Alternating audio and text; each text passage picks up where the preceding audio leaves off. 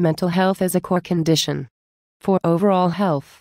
It is necessary to lead a happy and productive life, to form healthy relationships, and to successfully adjust to change and overcome difficulties. Mental health has been characterized in varying degrees, from having a bad day to living with a mental disorder. Serious mental illness is defined as having a diagnosable mental, behavioral, or emotional disorder that results in serious functional impairment. These difficulties substantially interfere with a person's ability to carry out major life activities at home, at work, or in the community. About 1 in 5 Americans experiences a mental disorder in the course of a year. Mental disorders include depression, schizophrenia, autism, attention deficit, hyperactivity disorder, conduct disorder, bipolar disorder, PTSD, anxiety, personality disorders, substance addictions, and Alzheimer's disease, to name a few. Depression is the most common type of mental illness, affecting more than 26% of the U.S. adult population. It has been estimated that by the year 2020, depression will be the second leading cause of disability throughout the world, trailing only ischemic heart disease. Mental disorders are common, often serious, and treatable disorders that have a major impact on the U.S. population. An essential building block in the effort to prevent, treat, and assist in recovery from mental disorders is an understanding of the prevalence of mental disorders. In 2009, approximately 11 million U.S. adults had serious mental illness.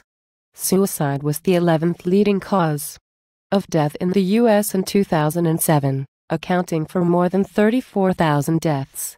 Mental and substance use disorders are major risk factors for suicide. In Minnesota, suicide is the second leading cause of death for 15 to 34-year-olds, the third leading cause of death for 10 to 14-year-olds, and the fourth leading cause of death for 35 to 54-year-olds. It is crucial to understand the extent of mental health needs of older adults, especially in an aging society. In 2004, nearly half, 49.2%, of nursing home residents had a diagnosis of some type of mental illness. These illnesses place an extraordinary burden on the financial and social resources of the state.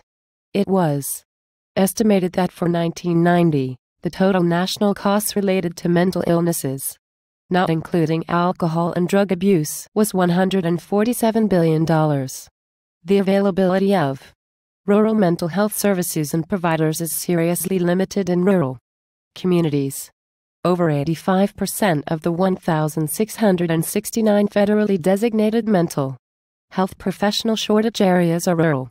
According to the National Advisory Committee on Rural Health, of the 3,075 rural counties in the United States, 55% had no practicing psychologists, psychiatrists, or social workers. When a person seeks treatment for a mental health disorder, they often wait an inappropriate amount of time to see a provider due to the lack of available providers. Currently in the United States, there are approximately 376,000 registered nurses that have earned a master's degree and 28,000 registered nurses that have earned a doctorate degree. There is currently 251,000 advanced practice nurses in the United States. 140,000 of them are nurse practitioners and another 59,000 are clinical nurse specialists. In the United States, the currently entry level for an advanced practice nurse is a master's degree. However, the American Association of College of Nursing is changing the advanced practice nursing requirements from a master's degree to a doctorate degree starting 2015. Advantages include: number 1. Promote the future of nursing as the healthcare system is becoming more complex and promoting the highest level of scientific knowledge and practice assures quality of care. A DNP level nurse would allow for more autonomous practice, thus promoting the quality of care.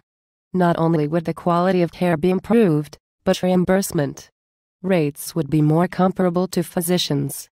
Number 2. Most master degree programs were over 60 credits already and taking about 3 years to complete. Therefore, master degree advanced practice nurses were already completing doctorate level work. Number 3. Advanced practice nurses identified the need for more knowledge. Number 4. Nursing is moving in the same direction as other health professionals that have a doctorate degree such as medicine, dentistry, pharmacy, psychology, physical therapy, and audiology. Number 5. Gain equality, respect, and recognition by other health professionals. Disadvantages include: Number 1. Lack of faculty to teach the programs, thus resulting in less students being accepted into programs due to the limited space. Number 2. Obtaining a doctoral degree in nursing will not change the scope of practice. Number 3. Increased cost per credit and current lack of financial aid. Number 4. Decrease in overall student supply due to inadequate salary versus the cost of obtaining a DNP. There are 184 Commission on Collegiate Nursing Education DNP programs currently enrolling students at schools of nursing nationwide, and an additional 101 DNP programs are in the planning stages. NP programs are now available in 40 states plus the District of Columbia.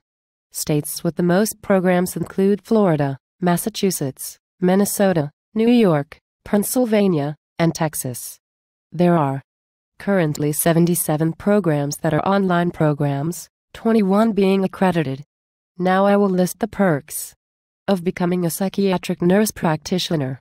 Refer mentally ill patients who need a more specialized or complex workup by the primary care physician or specialist. Provide on-the-spot health promotion and preventive services for medical problems.